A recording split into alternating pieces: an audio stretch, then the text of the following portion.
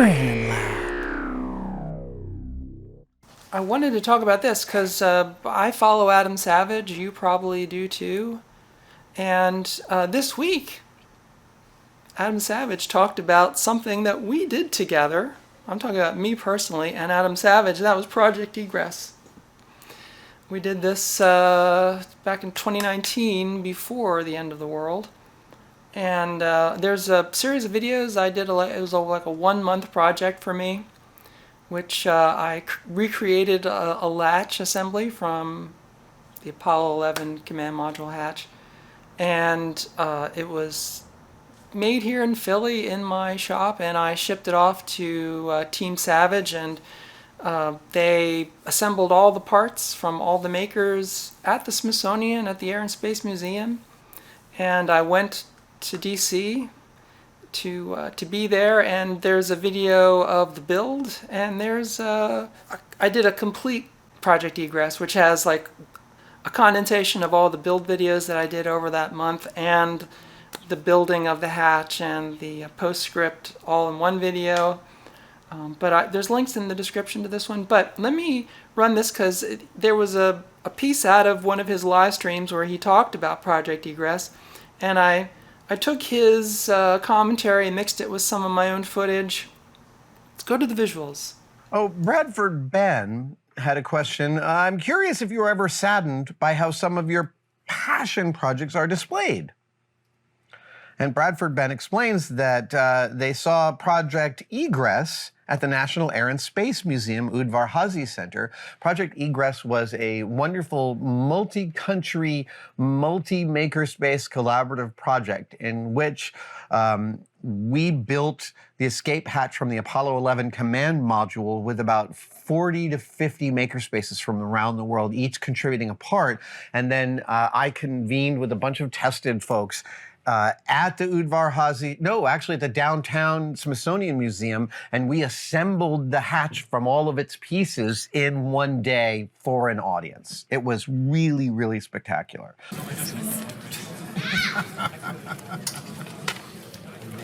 This crate is one thing.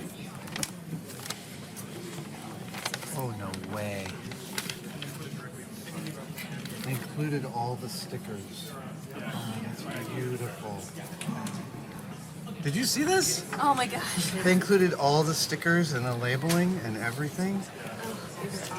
That command module hatch with that history and its beautiful display is on display at the Udvar Hazy Center in Washington, D.C. But they say, but it's under an escalator. Many people won't discover it unless using the restrooms. Well, I hear you, Bradford Ben, but I cannot work up any disappointment about that because a project that I worked on with a whole bunch of amazing people from around the world is in the freaking Smithsonian. Like, just that fact alone, I don't care about any of the other parameters.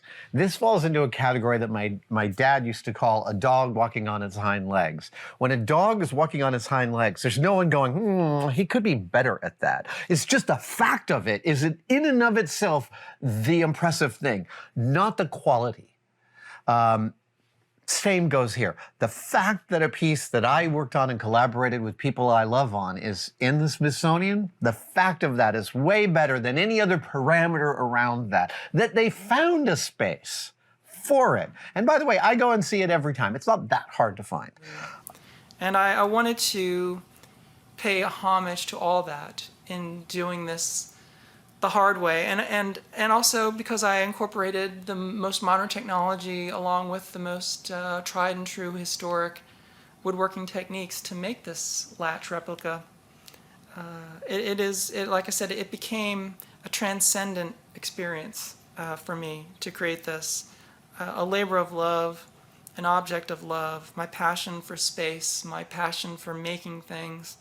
In the Adam Savage project, have it assembled at the Smithsonian and have it archived there. I lose the words to describe the feelings of, I'm humbled and honored to have been able to do this. And the end result is that it's just, I'm so proud of this. I've seldom import the word pride into a sentence in relation to things I do, but I'm very proud of this latch. It was a formative experience for me. Right, so yeah, that is my latch right there, waiting to be installed by Adam Savage. It was quite a surreal experience to be there that day, and particularly watching Adam Savage, install the part that I made as part of this huge project. There were a lot of makers there. I don't know how many people who actually, made a part actually were there. Certainly many. But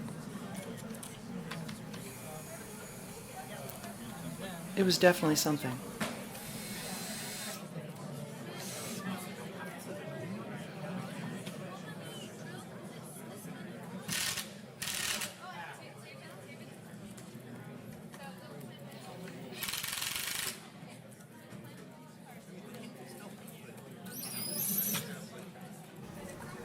Installed.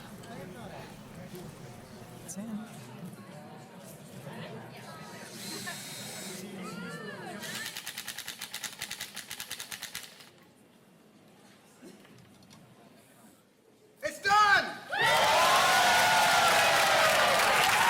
Now I'd like all the makers who contributed to come up on stage and sign their work, please, if you would.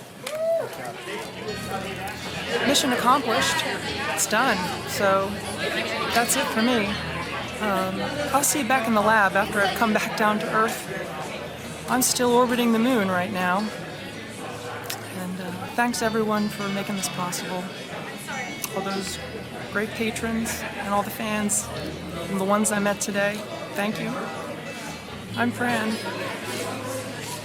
I gotta go back to Earth now. It's been quite a ride. Bye.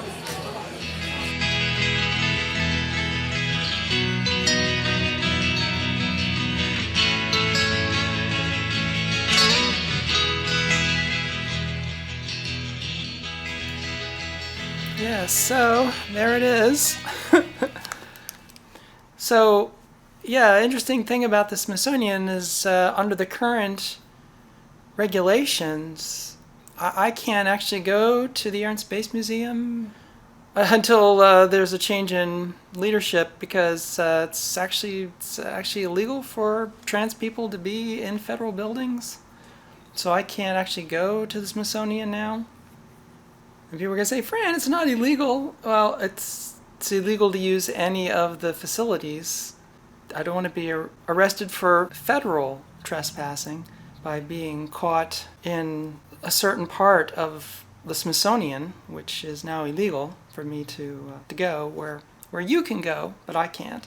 So, yeah, I can't go to DC, I can't go to Florida. But despite the fact of it being illegal for me to go to the Smithsonian, I'm actually there because the thing that I made is in the Smithsonian. I can't see it, but a thing that I made is in the Smithsonian. And now that they know that there's something from a trans person in the Smithsonian, I would not be surprised if someone pulls that hatch off a display because it now violates the DEI. So, yes, hello, current presidential administration. There is something made by a trans person on display, public display, at the Smithsonian Air and Space Museum. Make sure that you take it off display and make a big deal out of it, and make sure that you make a press release saying that you remove this transsexual abomination from the Air and Space Museum. Make an example out of me. Do it today.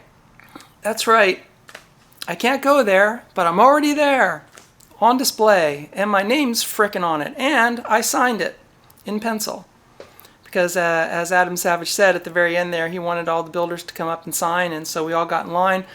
I handed my camera to someone who didn't know how to operate the camera, and it got shut off, so I didn't get footage of that. But I went up there and using one of the pencils, Adam Savage. If you know anything about Adam Savage, he loves these Papermate Sharpwriters, and he had a pile of these, and we all went up there with Sharpwriters, and underneath of the hatch, we signed on the underside, which is the ILM thing, which he explained. He said at ILM, when we would build a big model, everybody would get in there and they'd sign the underside of it or the inside of it, somewhere that wouldn't be seen on film, when it was shot. And so all of those models are all signed by the builders. And so I had a sign on the bottom, and I got underneath and signed my name with all the others. So not only is my name on the plaque, but my signature is on display in the Air and Space Museum on that hatch. If you look on underneath, you'll see my signature.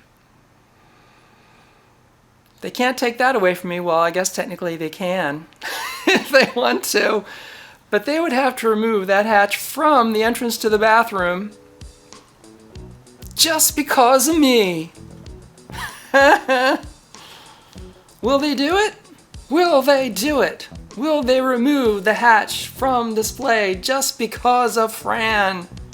Wouldn't be the weirdest, craziest ass shit they've done the last few weeks, that's for sure. Thank you, Adam Savage and Team Savage. Thank you for the opportunity. It was great. Still think about Project Egress. It was a great project. Yeah. Gave us an opportunity to show our appreciation for everyone who made Apollo happen. Yeah, it was great. In the lab. That's where I work. In the lab. Go berserk. In my lab. That's where I work.